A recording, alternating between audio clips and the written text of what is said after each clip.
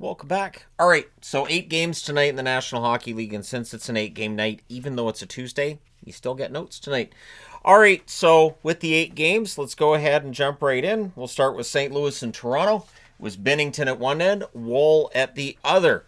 McMahon is denied on a rush, and then at 1:50, Nylander bats one into his own net. It was with a high stick, but since it went into his own net, it doesn't matter. It's a goal. Nathan Walker credited with the goal there. There were originally assists given, but it is an own goal, so no assists given. The Leafs draw a power play. There's a shorthanded wraparound by Joseph that gets saved. That power play's killed off, just the one shot on net. And then at 5:36, McCabe goes top corner from the point to tie the game at 1. The Leafs press at 9.5 minutes. They're kept to the outside. Shots are 7-4 for Toronto at the half. The Blues don't get a shot the rest of the way. Not in this period anyways. The Blues press with 7.5 minutes left. The Leafs get pinned down, but like I said, they're blocking the path to the net. There's nothing for St. Louis to shoot at. Then with 3:23 left, the Leafs get a 4-minute power play. It generates some opportunities, but it's still 1-1 after 1. Second period, the Blues finish the kill. St. Louis presses at 1.5 minutes. Then the Leafs get some pressure of their own 3.5 minutes in. Blues press at 5 minutes. Shots are 6-1 though for Toronto, 7.5 minutes in. And at 9:32, Lorentz scores to give the Leafs their first lead of the game at 2-1. The assist to Blaine and Ekman-Larsson. There were 7 shots for St. Louis halfway through the game. They had a much better second half, but just a slow first half. The Blues would get a power play in the second half, and at 13:18, Dvorsky gets his third goal of the season. He scores from Thomas and Fowler. The Blues then press for the lead. St. Louis goes back to the power play. It's killed off. Kyrou has an opportunity after that's saved. We have a 2-2 tie after 2. Third period, early press by the Blues, but the Leafs block. Stetcher fires one wide on a rush. Sundqvist has a wrister that's gloved aside. The Blues press at 3 minutes. There's a delay of game call, gives the Blues a power play. That's killed off. Shots are 3-1 St. Louis at 5.5 minutes. Ekman-Larsson has a screenshot that's caught and held. The Leafs press. They're kept to the outside that time. Tavares is denied on a 3-on-2 rush. The Blues press with 6.5 minutes left. With around 5 minutes left, they put up a graphic that Blaine headed to the dressing room for Toronto, so hopefully everything's okay there. Domi has a net feed that's picked off. It's 2-2. We're going to overtime. The Leafs would control early, but Buchnevich couldn't get a shot away when he had the opportunity for the Blues. Tavares has a rush chance that's blocked out. And then at 4:06, Nylander. If you're going to make it up to your goaltender that you batted it into your own net, do it this way. He just goes beast mode, dekes around the defender, and then around the goaltender and buries it. Riley and Tavares with the assist, and that's at 4:06 of overtime. So Toronto wins this one in overtime 3-2. They stopped their losing skid. I think they were winless in 6 coming into this one. Shots on net, 10-4 Toronto in the first, 12-11 St. Louis in the second, 13-7 St. Louis in the third. Toronto had the only shot of overtime. It's all they needed. Final shots are 29 apiece. Power plays, St. Louis 1 for 3, Toronto 0 for 3. The hits 21-18 for Toronto. Binnington saves 26 out of 29. Woll saves 28 out of 29. All right, moving along. Seattle and Detroit. Decord versus Talbot. Early chances for the Kraken. Siders denied and close on a rush.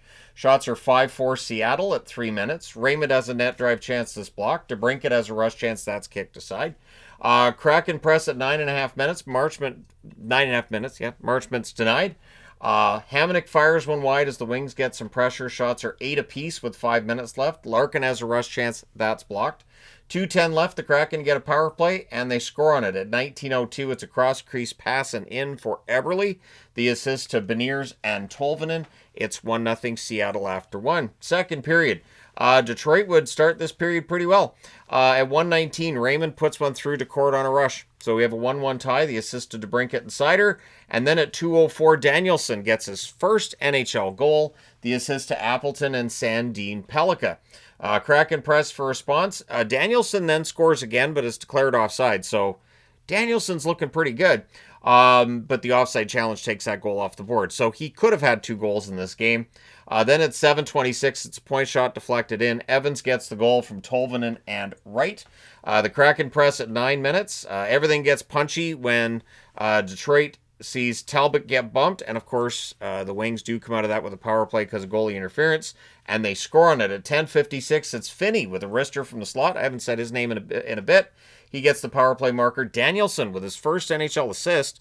And Andrew Kopp with the other helpers. So Detroit have the lead back at 3-2. The Wings press with 6.5 minutes left. The Kraken are pinned until Decord holds on to get him a change. There's a press by Seattle with 5 minutes left. Then with 1:09 left, Detroit goes to the power play. So it's 3-2 Detroit after 2. The power play is rolling over into the third period. The Kraken do finish the kill there. Danielson has a wrister that's held. We get a power play for Seattle. That's killed off. Shots are 3 apiece at 6.5 minutes. The teams trade turnovers. Kraken press with 7.5 minutes left. Rasmussen has a wraparound opportunity. That gets blocked. Tolvanen's denied. Talbot holds there. There's an empty net miss by Kopp. So they get the goalie pulled, and Kopp does miss the empty net. Then there's an offside with 54.2 seconds left. That forces them to put Decord back in the net. Goalie pull happens again with 45 seconds left. And then at 19:26, on a nice unselfish play, his line mates make sure he gets the goal. Larkin gets the empty netter for his 600th career point. The assist to Raymond and DeBrincat. So it's a 4-2 win for Detroit. Shots on net, 11-10 Seattle in the first, 10-6 Detroit in the second, 7-5 Detroit in the third. Final shots 27-22 for Detroit. Power plays, both teams go 1 for 2.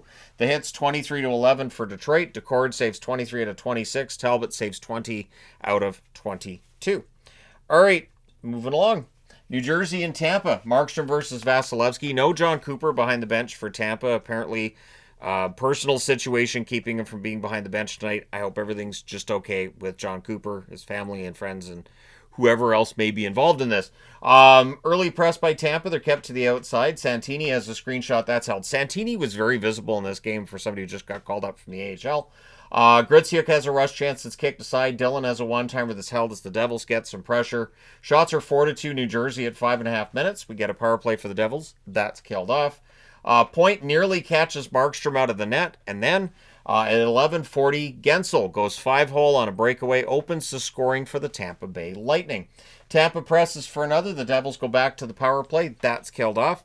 Nason is robbed after that power play comes to an end. And then at 19:38, on a wrister on a pass from behind the goal line, it's Kucherov with that wrister, and it is Cirelli who passes it to him from behind the goal line. So Anthony Cirelli's on the scoreboard in his return, and it's 2-0 for Tampa after 1. A period where I thought New Jersey played pretty well, but they're behind 2-0. Second period, Hagel has a rush chance that deflects high. The Devils press at 3 minutes. The teams trade rushes and turnovers. 4 minutes in, the shots are 3-0 in favor of the Devils. Again, I thought the Devils had a decent game. We get a power play for Tampa. That's killed off. The Lightning do press after it's done. Devils press at 9 minutes. Tampa goes back to the power play, and they score on this one. It is Gensel again. Radish with the assist at 10:38. The Devils do look to respond. Tampa presses with 6.5 minutes left. The Devils get some pressure with 5 minutes left. And at 17:47, Hischier gets one. It goes in off his skate on a rebound. Initially, it was called no goal. The review said it was a goal. I knew it was going to be a goal because it went off of a Tampa Bay player on the way in. So Hischier gets this one from Gritsuk and Bratt. Then there's a post for Gensel. The rebound's cleared. The Devils press in the final minute. It is 3-1 after 2 periods in favor of Tampa. Third period, the Devils press at 1.5 minutes. There's a press by the Lightning at 2.5 minutes. The only shot on net belongs to Tampa at 4 minutes, and at 4:49, they widen the score. It is Radish from Point and Mosier. So Radish having a pretty good start to the season. Lower 20 games in, so it's not as much of a start as it was before. Bjorkstrand's tonight on a rush. We get a power play for Tampa. They score on this one as well, and again, it's Jake Gensel. So it's a hat trick. He tips in a net feed. The assist to Kucherov and Radish at 7:48 makes the score 5-1 in this one. Power play for the Devils. That's killed off. The Devils go back to the power play, so that one's killed off as well. 43.1 seconds left. We get 2 minutes of 4-on-4, which is actually 43.1 seconds of 4-on-4. And so Tampa wins this one 5-1.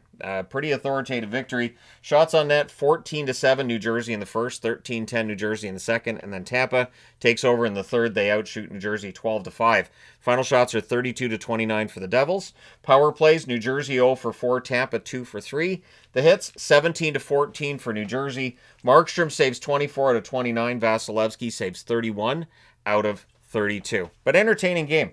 Speaking of entertaining games, we have the Islanders in Dallas, which was not entertaining for a while, and then it got a little too entertaining late. So it's Riddick versus Ottinger. They had a nice ceremony honoring Darryl Ray on his recognition from the Hockey Hall of Fame. So he wasn't in the booth for the first couple of minutes of the game. Early jump for Dallas, and the Stars had the only shot on net 3 minutes in. Barzal has a rush chance that saved. The Stars press at 5 minutes. Things get pushy on a hold by Riddick. Things are going to get really pushy later. Stars pin the Isles down, but the Islanders are blocking the net pretty well. The shots are 4-2 for Dallas at 8.5 minutes. Ben's robbed from the doorstep. He's not allowed to get 400 goals. He's been stuck on 399 for it feels like 6 years. The Isles press are kept to the outside. Ritchie can't bury one on a rebound. The Isles do press to close it out, but it's scoreless after one. Second period, no shots on net, 5.5 minutes in. Yep, this was quiet at that point. The Islanders press at 6.5 minutes to get their first shot. Then we get some good forechecking by Dallas. A post for Robertson on a tipped shot at the net. The Stars press at 9 minutes, but at 10:35, Ritchie gets his first goal, I believe, as an Islander. He scores on a cross-ice pass. Duclair and Pulock with the assists. I believe Ritchie's first goal was as an Avalanche member. This would be his first goal as an Islanders team member. The Islanders press with 8 minutes left, but at 12:26 on a 2-on-1 rush, it is Robertson. He scores all the goals. He now has 8 in 4 games. Robertson gets this one from Sagan and Heiskanen. And then the hitting starts ramping up. So does the dislike in this game. It's a 1-1 tie. Shots are only 4-3 for Dallas with 5 minutes left. The Islanders do press to close it out. We don't get a ton of shots in that period, but we do get some action. Third period, we don't get a ton of shots, but we do definitely get action. Pulock has a screenshot that saved. Steele fans on a rush chance. Pulock has a fast break that's defended, so it doesn't actually get to the net. I think it was Capobianco that blocked him out there. Then at 3:12, Horvat scores. So the Islanders, they get their lead back. Palmieri and Heineman with the assists. And, of course, Horvat's been red hot over the last, since the start of the season, really. Shots are 2-1 Islanders at 4.5 minutes. We then get a 4-minute power play for the Stars, and the Islanders score on it. The Islanders are known for scoring the shorthanded markers. Via a 3-on-2 rush, it's Palmieri scoring from Mayfield at 7:37. And it just felt like that turned the game. Then now it's 3-1 instead of a 2-2 tie. And then we end up with 2 minutes of 4-on-4. So Dallas takes a penalty during their power play. They'll do that again later. And so everything ends up being killed off. The Stars do have a brief power play on the other side, but everything gets killed off there. Sagan nearly scores after the power play is done for Dallas. We had another power play for Dallas. That becomes 39 seconds of 4-on-4. So the Islanders have a power play on the other side. Everything gets killed off there. The goalie pull happens with 2.5 minutes left, and that was after the Islanders were pressing with 3 minutes left, up by 2. Then at 18:01, Robertson. It's a backhand from the side of the net. He scores again. The assist to Sagan and Rantanen. We have a 3-2 game. So the Stars call a timeout after they've scored that goal to discuss what their plan is. The goalie pull happens again, and then Robertson gets absolutely robbed of the hat trick. Then we get a 5-minute penalty to Rantanen. That's legit. That's a legit scary boarding call on Romanov. And so, Rantanen's thrown out of the game. You can see him kind of like halfway down the tunnel, like, do I stay? Is it 5? Is it 2? Kind of reaction. Well, Patrick Waugh is having none of it. Patrick Waugh, he said some words. He said some things. And honestly, having seen the play, I don't blame him for being angry. But the anger wasn't done. The anger wasn't done because the Stars do tie the game with 0.1 seconds left. However, on the replay, which is initiated by the league, they decide it's goalie interference. And so Dallas fans are angry. Personally, after seeing that play by by Rantanen, I understand that, they pull the goalie to make it 5-on-5 and tying it with 0.1 seconds left would be great. But I don't know. There's just something about it. I was like, nope. After that Rantanen play, nope. So Riddick did a nice fist bump too when they declared it goalie interference. And these teams do not like each other at all. So it is a 3-2 win for the Islanders as a result. Shots on net, 10 apiece in the first, 5 apiece in the second, 9-7 Dallas in the third. It wasn't really an exciting game until that last 5 minutes. If you're going to watch anything today, just load up that last 5 minutes. 24-22 were the shots for Dallas. Power plays 0-2 for the Islanders, 0-3 for Dallas. The hits 17-16 for the Islanders. Riddick saves 22 out of 24, and Ottinger saves 19 out of 22. All right, let's go to board number 2. All right. So, Columbus and Winnipeg as we continue. Merzlikins versus Comrie in this one. DeMello fires one wide as the Jets press. We get a power play for Winnipeg. That's killed off. Shots are 4-2 Winnipeg, 4.5 minutes in. Good forechecking by Winnipeg. They get some pressure, and at 7:35, Lowry puts one in on a net feed from in close. He gets the goal from Niederreiter and Pionk. It's 1-0 for the Winnipeg Jets. Jets press for another. The shots are 9-7 Jets with 5 minutes left. At 18:27, Columbus ties it. It's Miles Wood. He scores from Severson and Merzlikins. So Elvis with his 6th assist in his career, and it makes it 1-1. That's our score after the first period. Second period, Shen has a rush chance that's held, and then at 1:12, on a rush, Morrissey buries one to give the Jets the lead back at 2-1. Scheifele and Connor with the assists. Jets look for another. There's a near miss for Fantilli from the doorstep. The shots are 5-1 Winnipeg at 6.5 minutes. Columbus presses with 9.5 minutes left. The teams trade rushes and turnovers. The Jets would draw a power play, and they score on it. At 15 minutes and 30 seconds, it's Pionk with his first of the season. It's a one-timer pass to Screen, Nyquist, and Niederreiter with the assists. Columbus looks to respond. The Jets press with a minute and a half left. They're up 3-1 after 2 periods of play. In the third, at 2:45, Connor, I have no idea how he saw that. I don't. He gets goals from a sharp angle, ridiculous goals. There's so little to look at. But he gets it. He goes short side. Scheifele and Morrissey with the assist. So at 2:45, it becomes 4-1 in favor of the Winnipeg Jets. Jets would press for another, but Columbus would get a goal at 4:04. It's Werenski going 5-hole from the slot. Sillinger and Coyle with the assists. I believe that's point number 400 in the career of Zach Werenski. Marchenko has a net drive that's blocked as Columbus is looking to get themselves back into this game. But at 6:23, it's a slapper from the top of the left circle by Logan Stanley that kind of takes him back out of it. Scheifele and Shen with the assists makes it 5-2 in favor of the Winnipeg Jets. Columbus gets a power play. That's killed off. Monahan has a wrister. That's kicked aside. Columbus presses with 4 minutes left. They're not able to get much out of it. They lose this one 5-2 to a very, very good Winnipeg Jets team. Shots on net, 11 apiece in the first, 8-4 Winnipeg in the second, 11-7 Winnipeg in the third. Final shots 30-22 for the Jets. Power plays, Columbus 0 for 1, Winnipeg 1 for 2. The hits, 16-13 for Winnipeg. Merzlikins saves 25 out of 30. Comrie saved 20 out of 22. Another good start for Eric Comrie. And pretty entertaining game. Not a whole lot else to write on the board. Basically, the ones that get a lot of notes are the ones with a lot of power plays and a lot of fighty stuff going on. All right, next up, Calgary and Chicago. Speaking of notes and fighty stuff. Wolf versus Soderblom in this one. Shots are 2-1 Flames at 4 minutes. Murphy fires one high from the slot. Levshinov misses one wide on a net drive, so Chicago's missing some chances here early. Hawks press at 7 minutes. Good forechecking by Chicago as well at this point in the game. Flames press at 9 minutes. Crevier has a one-timer that's saved as the Hawks press. We get a power play for Calgary. Uyghur has a screenshot that's held. That power play's killed off. The Hawks then get a power play of their own, so that's killed off as well. And then at 15:05, Donato buries a rebound from the right circle. Crevier and Moore with the assists. It's a 1-0 lead for Chicago. They challenge it for goal interference. That fails, meaning that Flames are right back in the box. Flames kill that off. They don't allow a shot. The Hawks press in the final minute, and they're up 1-0 after one.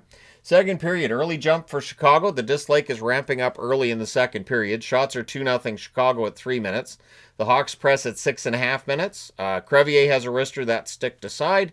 The Hawks draw a power play. Levshinov has a wrister that's held. We get 24 seconds of 5-on-3 due to a delay of game call. The Flames do kill that off. Great work by their penalty kill on that one to keep the score 1-0. Shots are 6-3 for Chicago with 6.5 minutes left. Sharon Govich has a net feed that's picked off by Rinzel. Rinzel with a great feed, one of those home run passes. And Bedard chips it 5-hole on the rush that follows at 15:11. So Rinzel with the only assist, and that makes it 2-0 for Chicago. The Hawks press with a minute and a half left, but with 36 seconds left, the Flames get a power play, and they score on it. It is Coronado burying it at 19:34. Kadri and Anderson with the assists. So that makes the score 2-1. That's your score after 2 periods of play.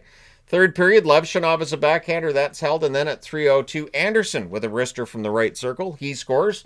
Backlund and Klapka with the assists. So you have yourself a 2-2 tie. And then at 4:57, Chicago gets the lead back, and it's Connor Bedard. Tonight was a night for the young players. Bedard wires it from the right circle. Green and Burakovsky with the assists. So that makes it 3-2 for Chicago. Hawks press at 7 minutes. Everything gets punchy at 7:29. There's another delay of game call, this time the Flames go to the power play. Everything gets punchy with 9:12 left, and shortly after that, the Hawks finish the kill. There was only 2 seconds left in the power play at that time. The shots are 6-5 for Calgary with 7.5 minutes left. And then at 13:04, Moore buries one in close on a 2-on-1 rush. Nazar with the assist. So if Oliver Moore gets things going offensively, Chicago's going to be really tough. 5:14 left. The Flames get a power play. That leads to a shorthanded breakaway for Mikheyev. He's denied. Power play's killed off. The Flames call a timeout with 2:42 left. They pull the goaltender as well. Whatever they discussed, it leads to a hat trick. Bedard hits the empty net at 19:19. It's a hat trick goal for Bedard. And so Chicago wins this one 5-2. Shots on net, 5-4 Chicago in the first, 9-7 Chicago in the second, 10-9 Calgary in the third. Final shots 23-21 for Chicago. Power plays 1-for-4 for Calgary, 0-for-4 for Chicago. Hits 45-13 for Calgary. So Calgary was physical in this one. Wolf 18 saves on 22 shots. Soderblom saves 19 out of 21. All right. Moving along, the Rangers, the Vegas Golden Knights, a team that's very good on the road against a team that's been struggling at home. How did it turn out? Look at it. Shesterkin versus Schmid. 3 minutes in, the only shot on net belongs to Vegas. The Rangers press at 6 minutes. Lafreniere has a wrister that's caught and held. Zibanejad has a net feed that's picked off. Vegas would draw a power play, and they score on it. It is Bowman roofing a rebound from the doorstep. He has 2 NHL goals, both of them on the power play. This one at 11 minutes and 40 seconds. Hurdle and Marner with the assists as Vegas goes up 1-0. Shots are 7-3 Vegas with 5.5 minutes left. Vegas with press with 2 minutes left. It remains 1-0 for the Golden Knights after the first. Second period, the Rangers press at 2 minutes, but it ends up being a 2-0 score as Hutton buries a wrister 5-hole at 3:21. That's one Igor probably wouldn't want back. The assist to Dorofeev and Hurdle. Howden then has a net drive chance that's held. The Rangers press at 5 minutes. Vegas gets some pressure. They're kept to the outside. The shots, though, are 4-1 for Vegas at 7 minutes. Then at 8:56, on a rush, Brodzinski buries a rebound. The assist to Cooley, and so we have a 2-1 lead for Vegas at that point. Rangers press with 9.5 minutes left. Everything gets huggy with 9:23 left, and nobody goes to the box. No penalties. They all kind of scrum around, and they just had a wrestle. It's not in the box. Probably looked up the book and went, having a wrestle. It's not in the rule book. It's fine. Rangers draw a power play. That's killed off. 2 shots on net. Vegas presses with 4 minutes left. Eichel has a slot chance. That's caught and held. It stays 2-1 Vegas after 2. And that's important. Vegas having a lead after 2 periods of play. Doesn't feel like that's happening as much as it usually would. So third period, good forechecking by Vegas. Dorofeev has a net feed. That's held. The Rangers press at 2.5 minutes. Shots are 3-1 Vegas at 3 minutes. Vegas presses at 4.5 minutes. So Vegas is controlling at this stage. In fact, they draw a power play. Eichel's robbed. Shesterkin's down. He just brings up his pad, makes a save, Hasek style. Then there's a shorthanded 2-on-1. Cooley gets denied, and Vegas makes him pay. At 7:18, it's a point shot past the screen by Shea Theodore. He gets the goal. Hanifin and Sissons with the assists. It's now a 2-goal lead for Vegas, and we're in Vegas. The Rangers score, but it looked offside. Like, I didn't even put the magnet on the board, anything. I was like, that's offside. Yeah, it was offside. It was very obviously offside. Smith then has a rush chance that's blocked. Vegas gets some pressure. After that, the goalie pull happens with 3 minutes left, and they would score. At 17:17, Trocheck tips in a point shot. Panarin and Miller with the assists, so that makes it 3-2. The goalie pull happens with 2 minutes left. Things get pushy on a hold by Schmid. With 55.4 seconds left, the Rangers call a timeout. Whatever they discussed does not work. Riley Smith hit the empty net. Riley Smith passed it to Howden when he had a clear chance at the empty net. I don't know why he was passing it to Howden. But Vegas holds on and wins 3-2.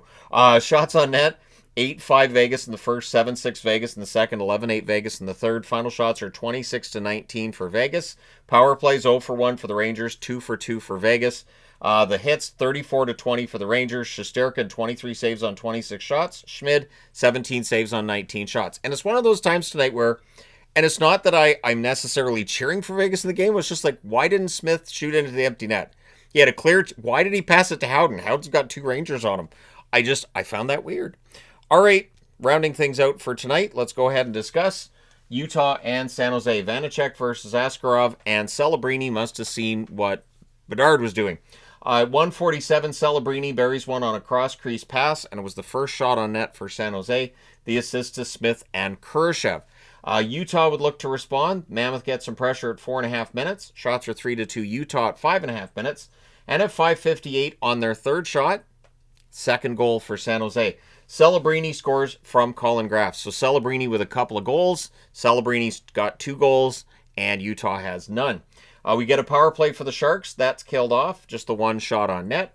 The Mammoth press with 9 minutes left. More pressure by them with 4 minutes left as they're looking to get on the board. Graff is then denied on a rush. It's 2-0 San Jose after 1. Second period. Carcone fans on a prime opportunity. Like, I thought he was going to roof that. But the shots are only one apiece, 3 minutes in. Mammoth draw a power play. There's a shorthanded rush by Dellandrea that helps bring that to an end. Utah presses at 7 minutes. Things get pushy in a hole by Askarov. The Sharks get pinned down a bit, but I thought Askarov was a wall to that point in the game, playing really, really well. Not a lot of shots, but the shots he was facing were pretty high quality indeed. Ostapchuk can't bury one in close. The shots are 7-5 for the Sharks with 9.5 minutes left. Dickinson has a one-timer that's held. Utah with some pressure with 8 minutes left. Then there's an offensive zone penalty by Keller, and you'll be surprised to know he disputed that was a penalty. So the Sharks to the power play, that was killed off. No shots on net. So San Jose's power play not clicking at that stage of the game. Things get pushy on a hold by Vanacek. 2:15 left. The Sharks have a power play. That leads to a shorthanded rush by Stenlund that's saved. That power play is killed off. It stays 2-0 San Jose after 2. Third period. Graff has a wrister that's turned aside. The teams trade turnovers, a bit of scrambly play early in the period. Toffoli's denied. Vanacek holds there. Mammoth draw power play. San Jose kills that off. Shots are 3-2 San Jose at 6.5 minutes. Sergachev has a wrister that's held as Utah presses. And at 9:25, Peterka wires one on a breakaway. JJ had himself a game. The assist to Krause and Cooley on that one. Now it's 2-1 for San Jose. DeSimone has a one-timer that's held, and you could just feel that momentum shift take place. And Utah was all over it. So Utah ties it. It's waved off for goalie interference. And I looked at the replay, and I'm like, yeah, that's goalie interference. And they challenged it. And I thought, that's goalie interference. He tripped the goalie. Could you argue he's kind of pushed in there? Maybe a little bit, but he pulls the leg out from under Askarov. They're not taking that. They're not putting that goal on the board. I think they had the headset on for 15 seconds. I envisioned the referees looking at each other going, is that long enough? Yeah, it's long enough. It's goalie interference. So they take the headsets off, and sure enough, ta-da, and Turney shrugs. So it's a Sharks power play that is killed off, but you've taken 2 minutes off the clock there. However, at 17:09, Peterka bails his coach out. He puts one in off Askarov's glove on a rush, and Schmidt had the assist there. Utah does tie the game at 2. Sharks look to respond, but we're going to overtime. So, because of course, you got at least 2 overtimes on a night like this. Mammoth controlled early in the overtime. Smith steals, but then Marino steals it right back. Like, really, on all honesty, Utah was controlling a lot of this overtime. Keller's net drive gets defended, and then there's too many men on the ice for the Mammoths. So the Sharks call a timeout before the power play. I would think that is to A, discuss whatever the play is going to be, and B, make sure your top guys are rested, and it worked. Celebrini with a wrister from the point. It was a beautiful shot, too, at 2:52, and that is the hat trick goal. Celebrini and Bedard both had hat tricks tonight. The assist on Celebrini's hat trick goal to Eklund and Smith. So San Jose pulls this one out of the fire. They win 3-2 in overtime, so they move back above 500. Shots on net, I know it's NHL 500, but still. Shots on net, 7 apiece in the first, 9-7 San Jose in the second. 12-4 Utah in the third, and then 3-1 for San Jose in the overtime, including the shot that matters. Final shots, 27-23 for Utah. Power plays, Utah 0 for 2, San Jose 1 for 5. The hits, 22-13 for the San Jose Sharks. Vanacek saved 19 out of 22, and Askarov, 25 saves on 27 shots, and I thought he had an excellent night. All right, what did that do to the standings? All right, so some movement again tonight. The Colorado Avalanche stay first, of course. 13-1-5 in their division, 31 points in 19 games. With the loss tonight, Dallas 12-5-3, 27 points in 20 games. They're only 3 points clear of Winnipeg, who have a game in hand. Winnipeg now 12-7 on the season, so 24 points in 19 games. Anaheim stays first in the division, but they're only a point ahead of Vegas. Vegas now 9-4-6, 24 points in 19 games. Drops the Kings down to third in the division. Chicago stays the number 1 wild card, but look at that record, 10-5-4, 24 points in 19 games. Seattle 9-5-5 now. They're the number 2 wild card, 23 points in 19 games. But fun fact, if the playoffs started today, it would be Colorado and Seattle in the first round. Utah is still the top team out of the playoffs. They are tied with Seattle. They have a 10-7-3 record, 23 points in 20 games. They are below the line. Who else played? San Jose passes Vancouver. They're 9-8-3 for 21 points in 20 games. The Canucks with 20 points in 21 games. St. Louis with a single point tonight. They move a point clear of Nashville, 6-9-5, 17 points in 20 games. And Calgary with the loss tonight now of 13 points in 21 games with a record of 5-13-3. Check it out in the East, boys and girls. The Atlantic is being led by the Detroit Red Wings. 20 games, 12-7-1 record, 25 points. The Boston Bruins dropped to second with a 12-9 record, 24 points in 21 games. And Montreal stays in third. Carolina with the win, or with the loss by New Jersey tonight, I should say. New Jersey drops down to second in the division. Carolina 13-5-1, 27 points in 19 games. New Jersey 13-5-1 as well. Pittsburgh still 10-5-4. Of course, they're still, waiting to play after coming back from Sweden. The Islanders 10-7-2, 22 points in 19 games. Same record as Tampa, who are, of course, now the number 1 wild card, or number 2 wild card, I should say. So that's kind of fun. Then you've got Ottawa, Columbus just below the line at 10-8-2, 22 points in 20 games. The Rangers 10-9-2 for 22 points in 21 games. Because Tampa moved up, it dropped down the Rangers, Flyers, Florida, Washington, Toronto. 9-9-2. They have 20 points. They're now tied with Washington, but Washington has a game in hand, and it does pull them 2 points clear of Buffalo. There is one record I just wanted to double check. I mean, we're up over a half an hour, so it's all fine. I just gotta make sure. That's what I thought. All right, let me go ahead and I'll do this in a different color because this is my own bat, and I'm using, yeah, that's right. I'm not even using the eraser for this because this is my mistake. The Islanders are 11-7-2, 24 points in 20 games. Bad hockey guy, be smarter next time. So, yeah, there you go. Most teams have reached the quarter point of the season. We're getting close to me doing a video on grading teams at the quarter point. So, probably on Thursday. But at any rate, there you go. Let me know your thoughts in the comment section below as always. Hit like and subscribe in the event you may not have done so already. Thank you guys so much for all your support. It's greatly appreciated. I will talk to you again soon.